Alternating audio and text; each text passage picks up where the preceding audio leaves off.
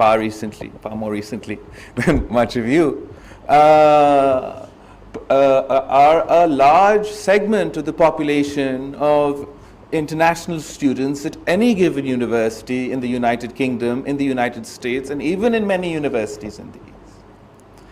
And that means that if we were to effectively engage the intellectual capital of Pakistan, within and without the country, particularly to engage with the youth who have a stake in our future, but also those who've reached the pinnacle of their careers and have gained a lifetime of experience. If Pakistan was to conduct informed,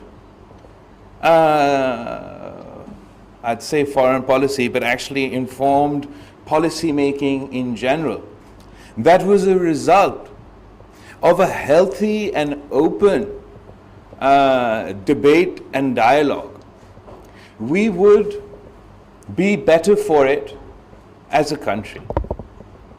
So I would very much like for the Foreign Office to at least work in close coordination with your institute and engage the hard-working individuals over here, not necessarily saying that everybody will agree on all topics, but surely with your contribution and with your input, we can conduct a far more informed foreign policy. And the importance of foreign policy, I don't need to remind all of you.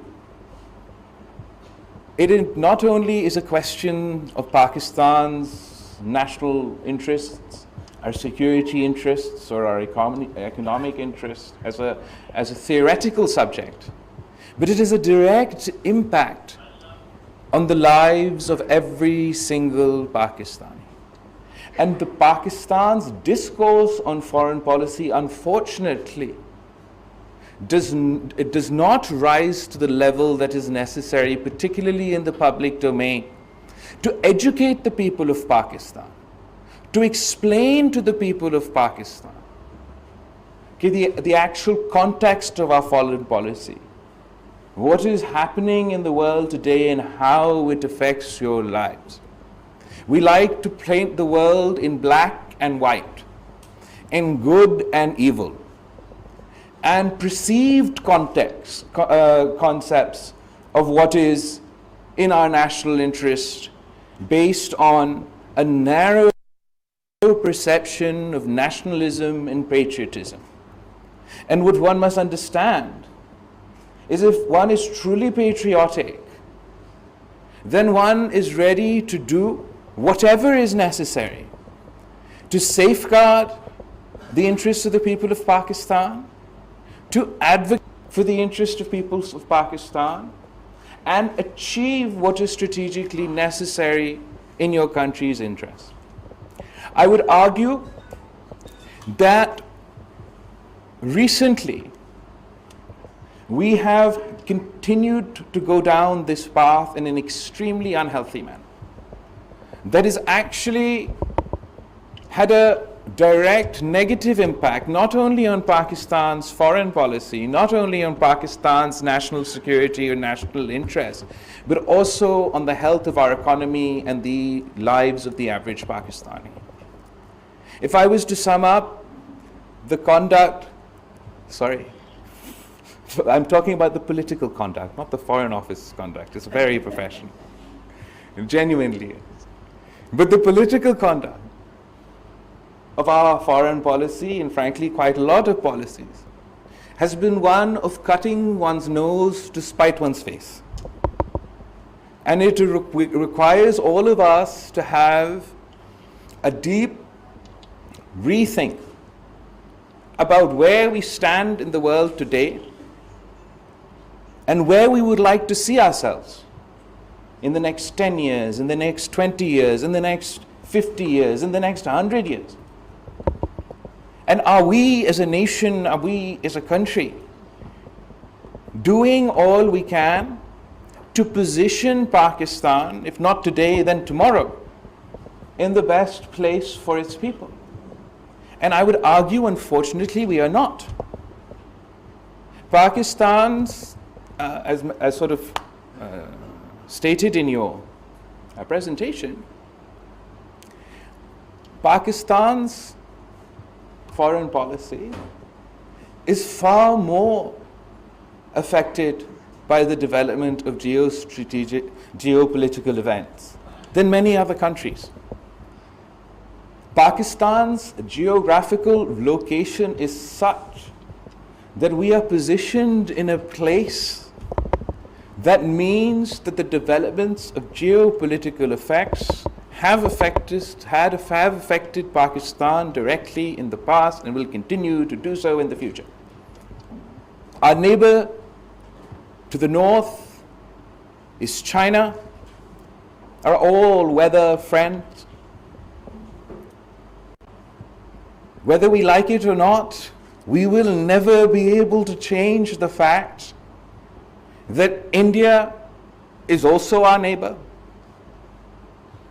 And on the other side, we have Iran, from where I've just returned on my first official visit as foreign minister, and of course, Afghanistan. So it is very easy to see that the development of global geopolitical events have had a direct impact on Pakistan. But have we been conducting ourselves in a way that engages with these challenges, sees them as not only challenges but also an opportunity? I don't think we have been. Or if we have been, I'm sure we've been trying to, but there's a lot more potential which is just waiting to be unlocked.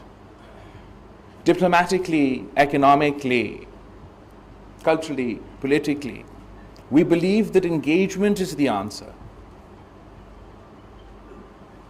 When I say we're cutting our nose to spite our face, I mean that if we're not even going to try and engage on the basis of one issue or the other, then how can we hope to impact or change the course of events? Because the decision Pakistan makes, I believe, not only it will change the course of events or the direction that our country will take, our people will take, our economy will take, but the decisions that Pakistan takes and its conduct will directly impact world events.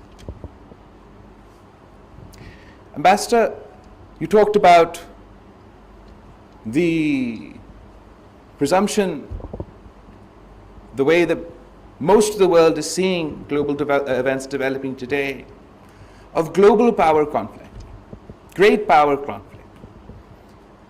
Now, is this great power conflict in the interest of Pakistan?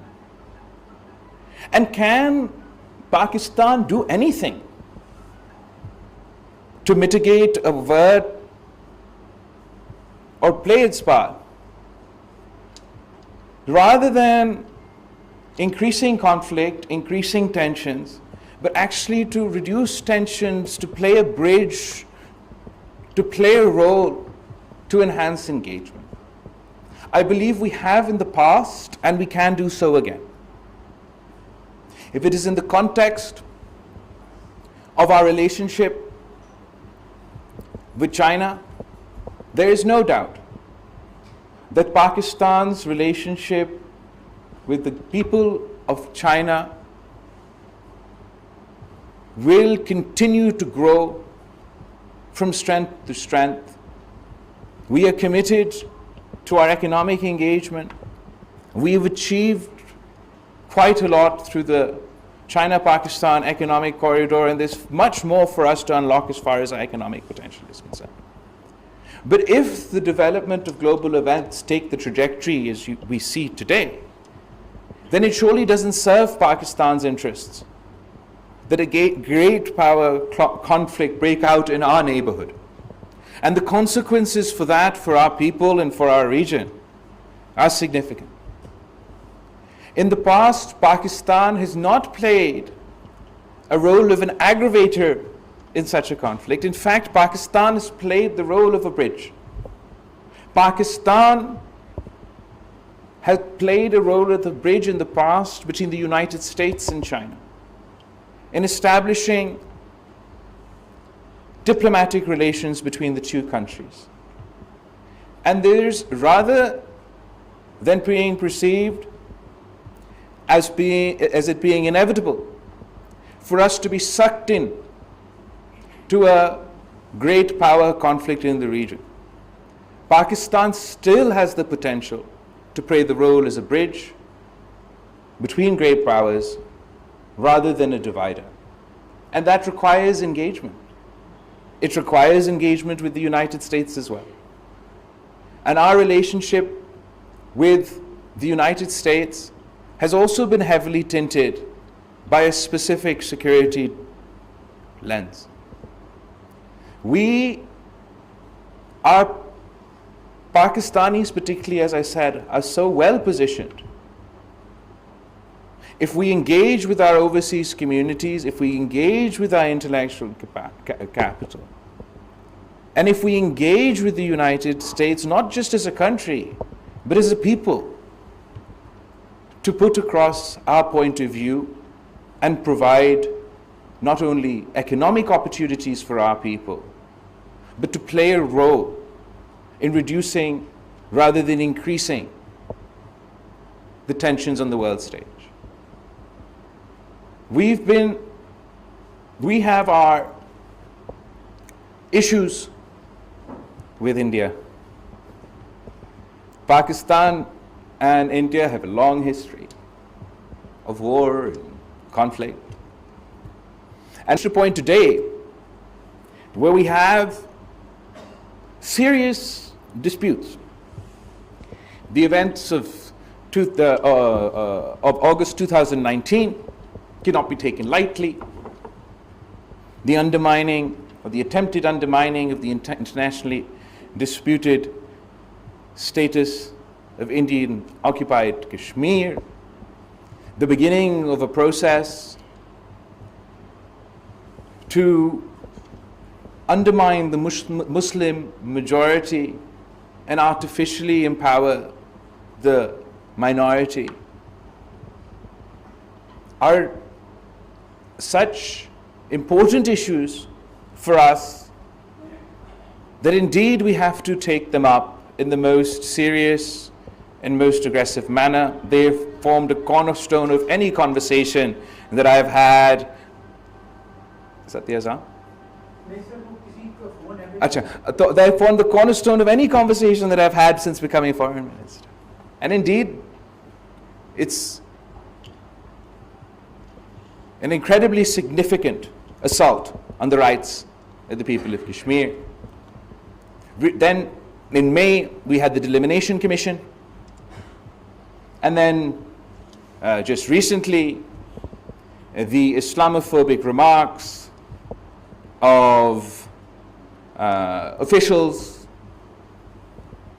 And all of that creates an environment in which engagement is very difficult for Pakistan, if not impossible.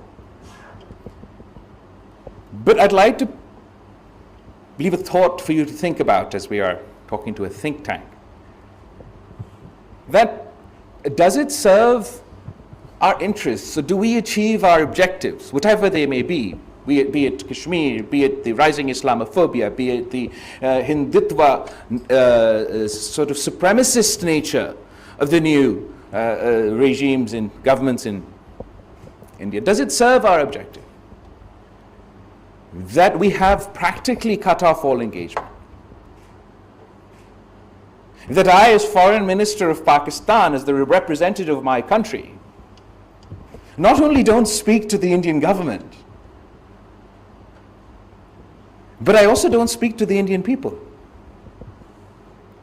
And is that the best way to communicate or achieve Pakistan's objectives? We don't have a trading relationship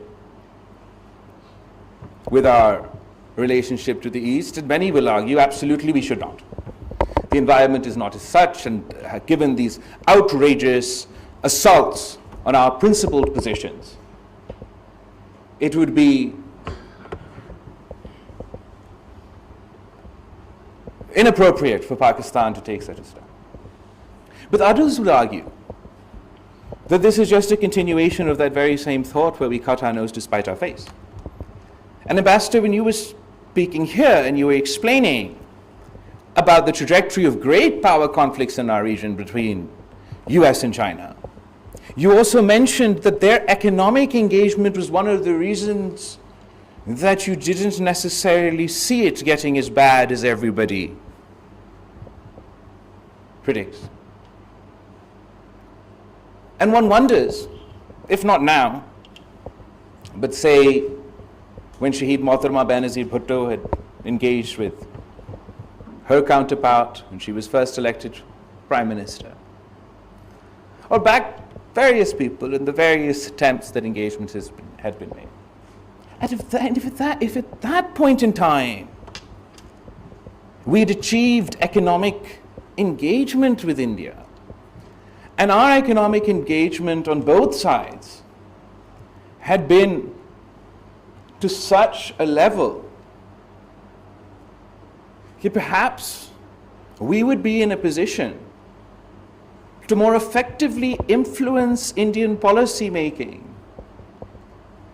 That if India's economic integration with Pakistan and Pakistan's economic integration with India was at such a point, perhaps neither state would be in a position to take such extreme positions.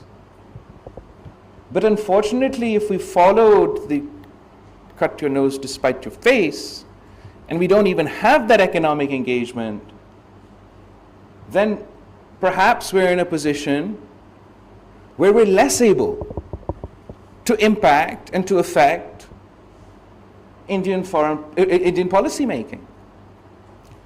And if I'm not talking, whatever I think about the government in India, whatever I think about their policies, and we have very strong feelings on that. If I'm talking at them through the media, through press conferences and press releases and statements, and not talking with them, then am I able to actually effectively impact any sort of change in their policy? Forget about the government. If it's our principled decision that I will not, which I don't think has ever happened in the history of the course of time and man, that a state, even in times of war, that communication between officials were not, but let's pretend that so that's a legitimate option that we go forward. Surely talking to the people, engaging with the public, serves the interests of Pakistan. That despite the hyper-nationalist nature of the Indian media, are we going to cede that space to them and them alone? Or do we not believe that no matter what policy or whatever position the government of India may be taking, surely we don't blame the people of India, who we share thousands of years of history with, for every single decision of their government? And surely if we were not, so if we were engaged with government as state functionaries, that has its own benefit. But if we were engaged with the Indian media, with the Indian public, surely we would be better placed to advocate Pakistan's cause, Pakistan's position, to expose the abuses of their government directly to their people. I believe that these are serious topics that think tanks such as yourselves have been thinking about, but it's time for us to seriously get thinking about it. Because we, as Pakistanis, have to understand where we stand at this point in time. We are at a crossroads.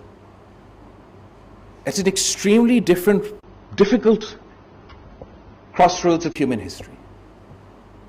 We faced a 100-year once in a 100-year pandemic that, as the ambassador said, is yet to be over. Millions have died, people are still dying, and global health is still at risk. The threat of climate change is real and something that we as Pakistanis at least can no longer deny. If Jacobabad is experiencing 51 degrees heat in spring, if we are in what seems like a perpetual drought facing water scarcity levels of 60%, if our crop year after year suffers drastic damage, if there are fires raging from Balochistan to Khyber Pakhtunkhwa for 10 days on end, surely one of the greatest existential threats to man, climate change, will have an outside impact on a developing country, on a poor country like Pakistan. And then, because geopolitical events have a direct impact on our citizens, so we had an economic difficulties as a result of supply chain issues and the shock of COVID. And now the war in Ukraine has a direct impact on the lives of average Pakistanis. We used to import a significant amount of our wheat, of our urea, from Ukraine. The international world is now facing sky-high fuel prices, and everyone is feeling the effects of inflation as a direct result of these geopolitical events. And this is a time where everyone is pivoting to economic diplomacy and focusing on engagement everywhere and anywhere they can. And it is unfortunate that human history will record, but it will record this. When we were facing the existential threat of a pandemic and of climate change, the world decided to go to war, but that's what they decided to do. In Europe, there's a war, the tensions and conflicts threatening to spill out all over the place. Our own neighborhood, Afghanistan, I'm going to read your book, but, well, is extremely at a difficult crossroads in their own history. Because of geopolitical events, we've never reached the true potential of our economic potential with our neighbors in Iran. And now we have to race against time. The unity government is inherited in Pakistan, where wherever you look, there's a crisis. Internationally isolated, internationally disengaged for one reason or another.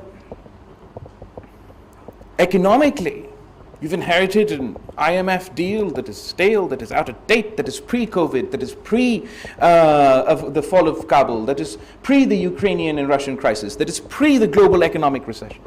But that is what you've got. Then you've inherited such economic decisions that can only be described as a suicide attack on our economy,